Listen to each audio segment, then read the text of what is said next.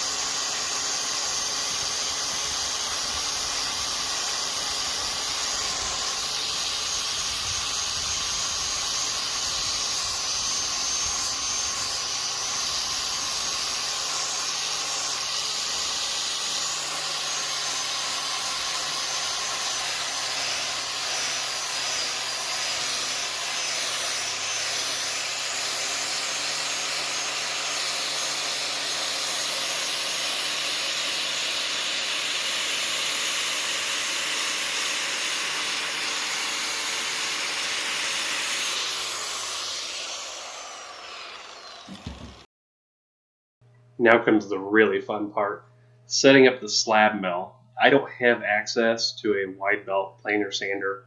I called around to my area and could not find somebody willing to run these slabs through.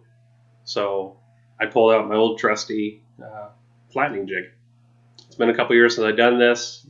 This thing is 8 feet long, and I had to add extensions to it because these slabs were about 11 feet when they were whole.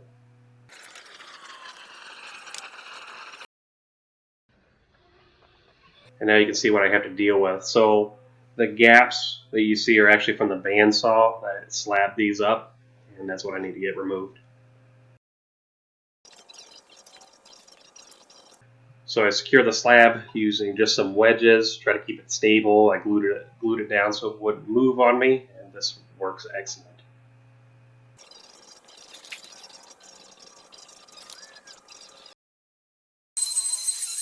Then I begin the millwork. I do real shallow passes. So I find the high spot in the log, start there. I did have a problem with the bit, slipped in this router and kind of gouged it a little bit, but it didn't hurt anything because that was a part I was going to take off anyway. I probably did 6 to 10 passes per face on each of these slabs, so a lot of time went into making sure that these were flat.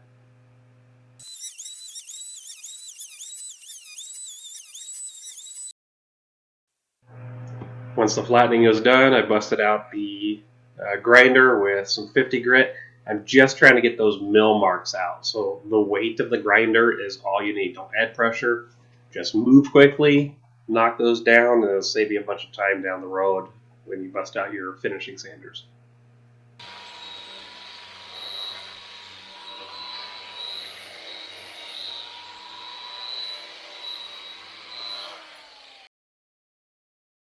Then this is the end result that I got out of my flattening process.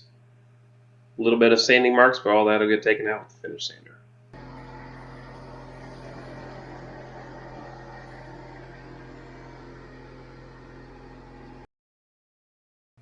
And this is the end result of an entire day of slab flattening. I filled that garbage can twice. It's a 30-gallon can, and hands down the easiest way to do it, just scoop it up the dustpan, and then I use the shop vac to kind of blow it all into a pile and make sure I got as much up as I could.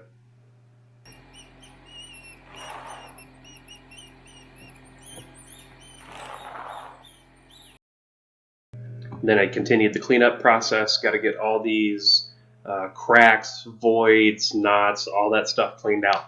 You need to get down to good hardwood to make the epoxy stick. Take your time here. It'll save dividends in the long run. Use various tools. I had a pick. Use the Dremel with some engraving style heads and clean up carving bits on it, and it worked great.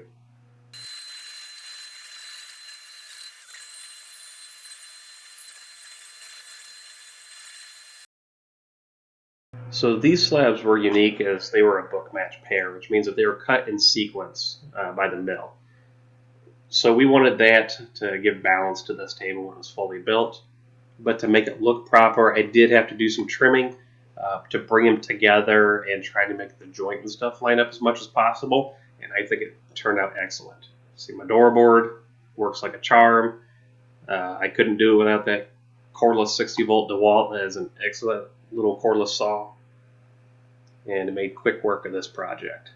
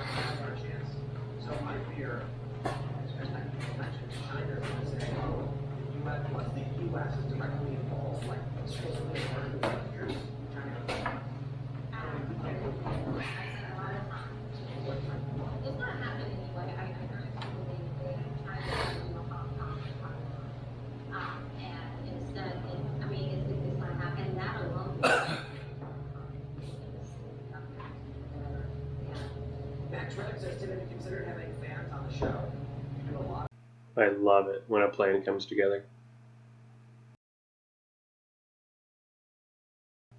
So once the center was taken care of, it was time to address the outside edges. I made a frame that would be the finished size of the table, and then I'm using my gauge there to give me a little bit extra so that I don't make the table too small. I want to keep it as large as possible for as long as possible. We're going to do just a regular rectangle shaped table. It makes the mold making process easier, and it's a cleaner look that the wife demanded.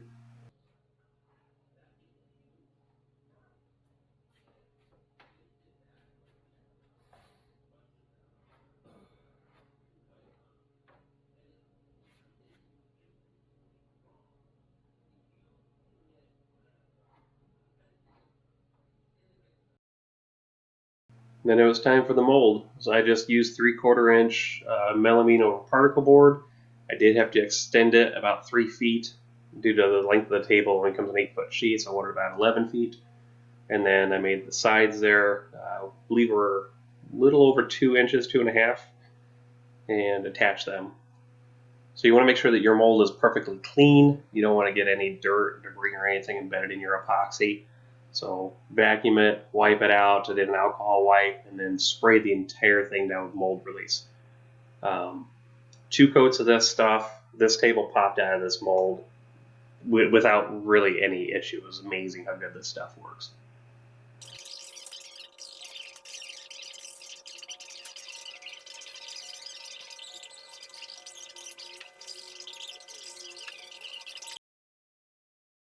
While the mold release was drying inside of the mold, I brushed the edges of my slabs and all the cracks and seams and knots and voids with a tabletop epoxy in clear. I'm using a liquid dye for my pour, which is a habit of penetrating the wood and actually staining areas that I don't want epoxy or color into. So this helps prevent that. All in all, I probably only had to spend around 3 hours or so cleaning up these little knot holes, voids, bark inclusions, just general imperfections, which really wasn't too bad for a slab this size. And I did cut it down a good bit when we first got it before I sent it through that industrial planer, but we didn't cut it down to its final size. And Charlie had to really go discuss this, would be how I will phrase it, with his wife, because she was really on the fence about how big this table was going to be already. It started off, I believe, at 60 some inches wide. We cut it down to 48 before we sent it through that planer. And they finally compromised on 44 inches to those points there. It's going to be a little bit narrower on that live edge kind of waist section, but 44 inches is a pretty big table, and they said that their house is 1,200 square feet, which is the same size as my shop. So after the edges were good and sealed, it was time for the deep pour. I'm using a super clear, just liquid glass deep pour. This is a 2 to 1 part epoxy. So I just pour all of it together in one bucket and then do a really good mix for several minutes to make sure all the parts have met.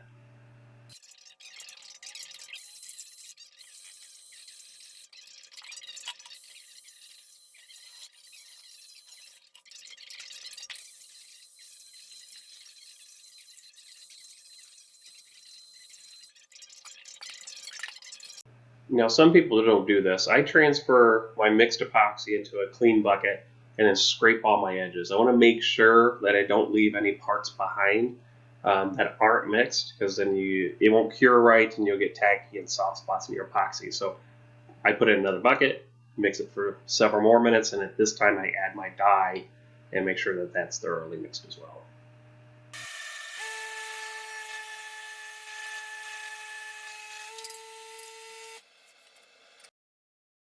She just goes, oh. And I think we all know what this O means is, I hate that, but I think it looks cool. I think some of you will think it looks cool, but I also think some of you guys are going to hate it. So let me know in the comments of what you think of blue contrasting colors. It's a lot of money. A lot of questions.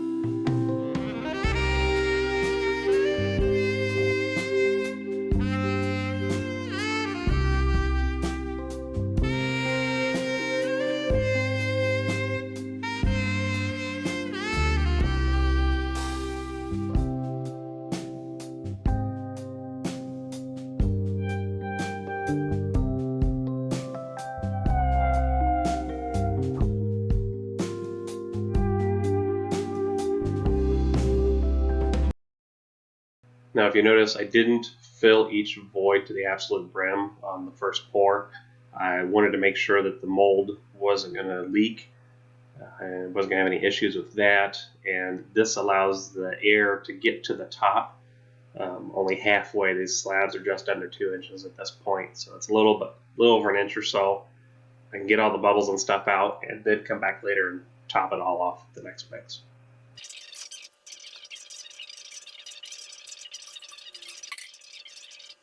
I then come back with just a chip brush and rub on my sides. The bubbles want to attach to the sides of your pour, but if you brush them, you shouldn't have an issue with them sticking or anything, because epoxy actually wants to stick to itself, not other things. Once that brushing's done, I go around the syringe. I use the large pore areas as wells and just kind of inject all my small cracks and lines and everything to make sure that they get plenty of epoxy filled into them as well.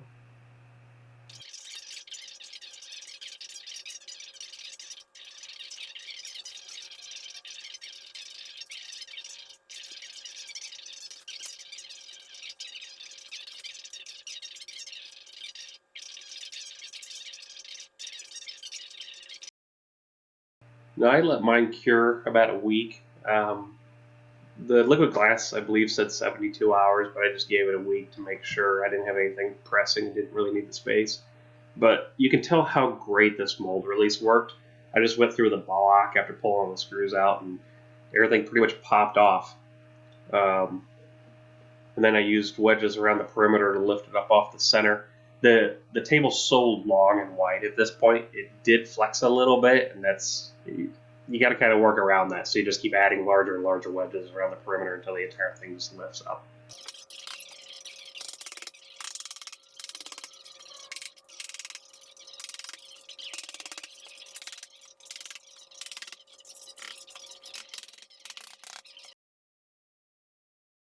Once it was out of the mold, it was back into the mill.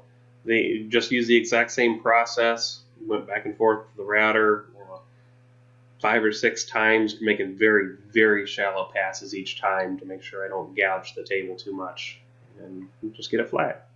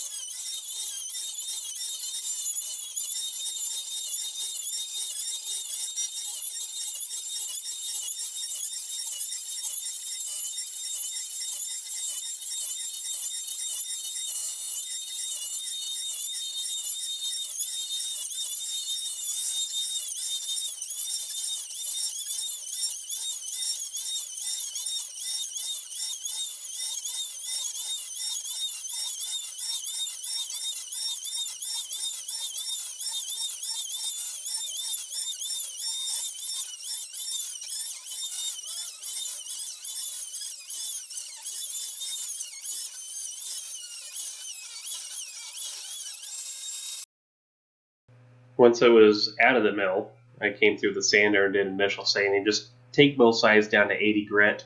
That way it's good and smooth, and I can see any voids or defects that need to be filled. But I'm not wasting time getting all the way down to a finished grade before I do that.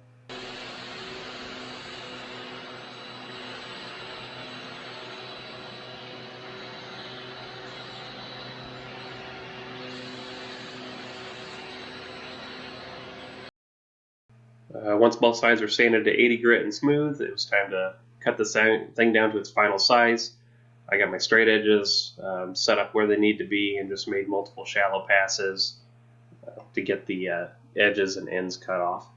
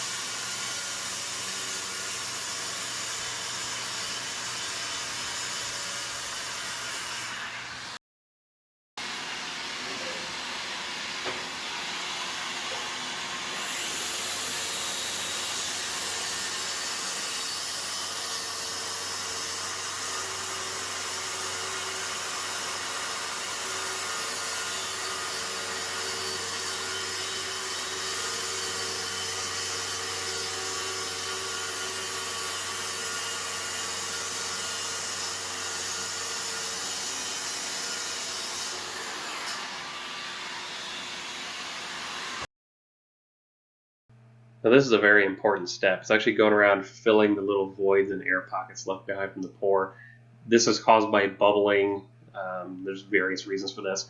But when you sand the surfaces down to 80 grit, it exposes these little pockets to make sure that you fill them and get them all taken care of.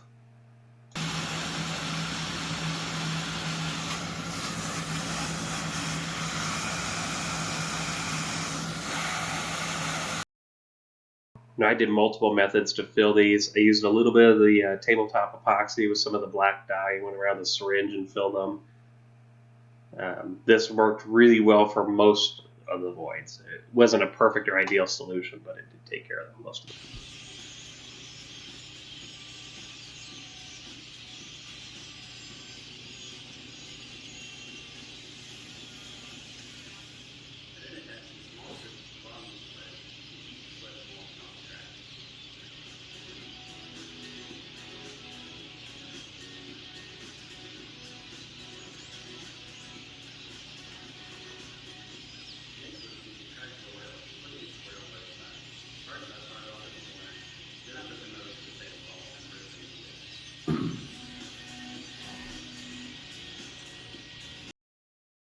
Once all the voids are filled and the epoxy is dry, you got to go around and clean them up. Now, I used a paint scraper here, heat it up a little bit with a heat gun or with your sander. Makes this process a little bit easier.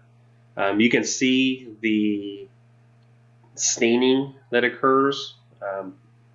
It's from the dye and the epoxy, but it actually just sands out, and that's one reason I don't take it down to a finished grade sand at this point, because I know I'm going to do more sanding and this stuff will all go away by the time I'm done.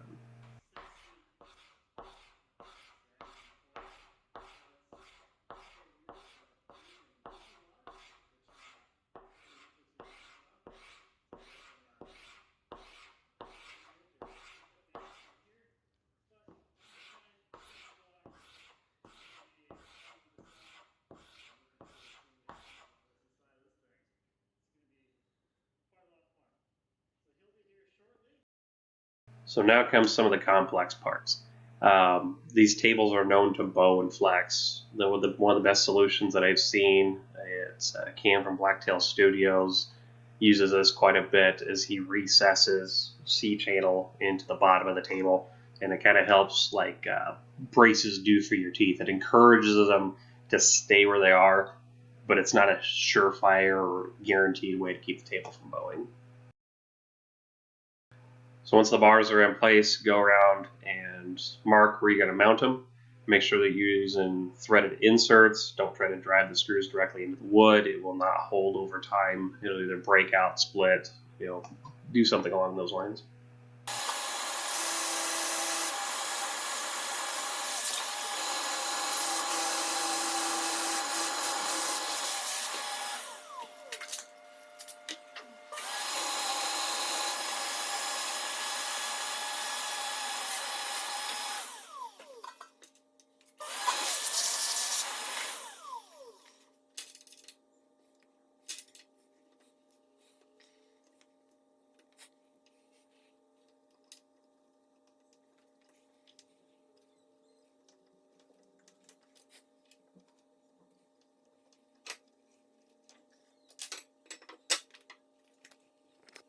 After the bars were in, it was time to do some preventative maintenance. I got Blacktail Studios bow tie jig. I find the shape of these bow ties very appealing, and this is a nice little touch to this project.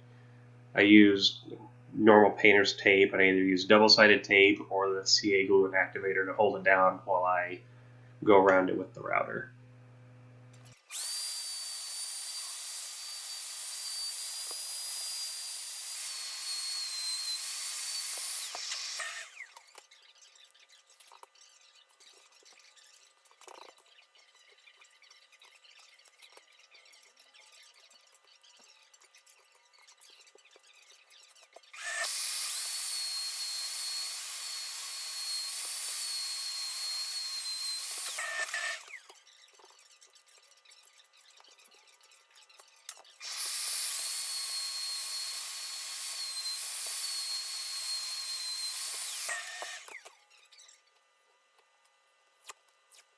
So once the bow ties themselves were cut, it was time to do the negatives.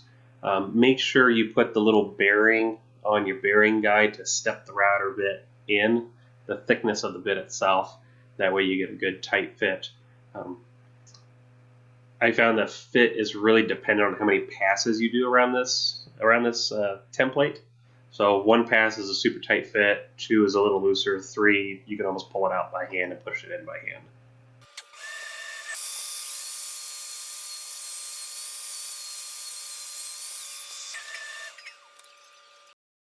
After I went around the perimeter, I put a larger bit in my router and cleaned out the center parts.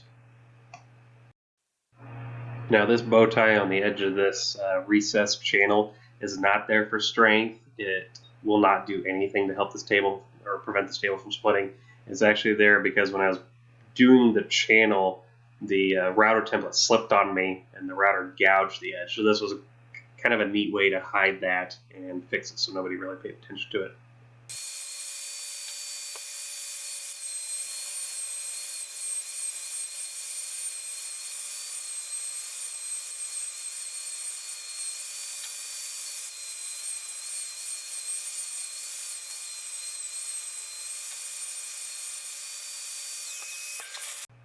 I went back with a chisel, just kind of scraped the edges, get nice sharp corners, just cleaned them up a bit, and then the bow ties fit beautifully.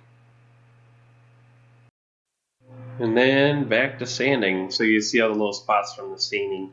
Um, Now this is a method I've done for years. You take a pencil and just kind of wipe the pencil across the surface, and you sand evenly and steadily until the pencil lines are gone. Then you know that that grit is actually taken care of, and you can move on to the next grit.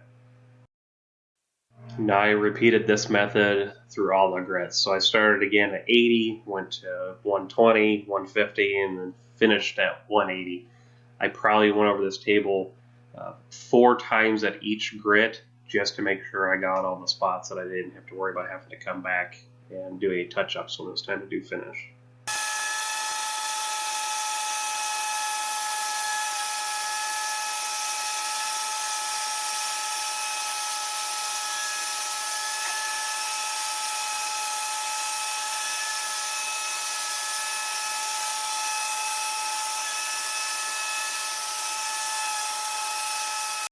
Then it was time to do probably the most nerve-wracking thing I could do to this table. I'm going to cut the ends off of it. The wife likes to host people and wants a big table to do that, but we don't need one for daily. So I'm going to cut about 18 inches off each end of this table so I can do extension leaves.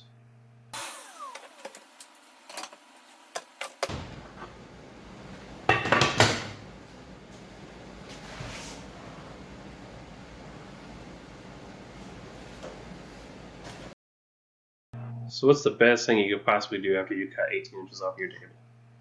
You reattach it back. Yep, that's right.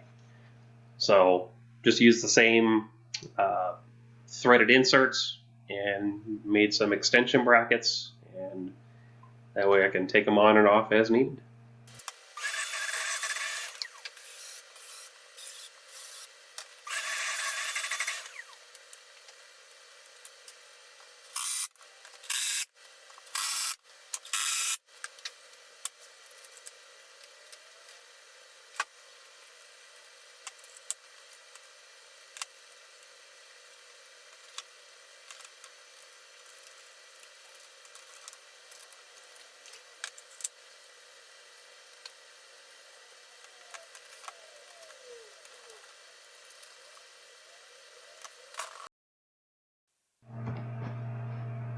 So after all the hardware was installed, it was time for finish.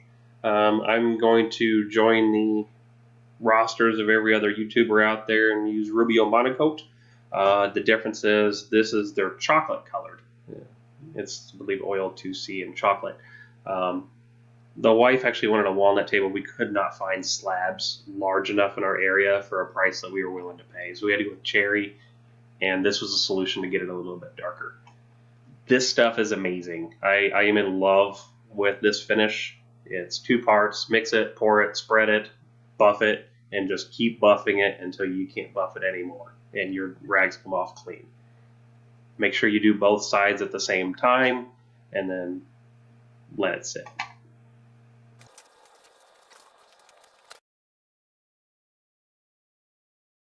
Now after it cured for a couple weeks, it was time for a top coat. I got the Black Forest Woodworking Company's, this is the graphene coating that comes as a base and a top coat, 2-part. Very easy to apply. I've done ceramic coats on cars before, and it was the exact same process. Couple drops on an applicator. Make sure you apply it in a crisscross or grid fashion, and then buff as you go. I tried to do a small area, about 18 by 18 inches at a time, to make sure it didn't get away from me or start curing before I get buffed off.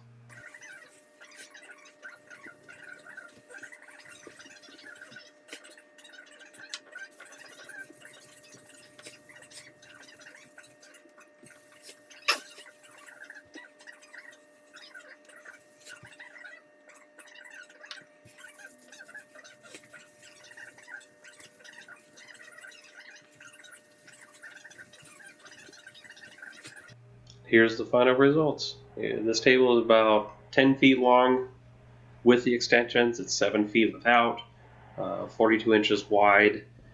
It works amazing in our space. I think it turned out fantastic. May do another one of these in the future, may not. This took quite a bit of time, several months. If you like this video, I'd appreciate a like and subscribe. Go see Blacktail Studios Cam, and he'll show you how to do it better than I can. Thanks, bye.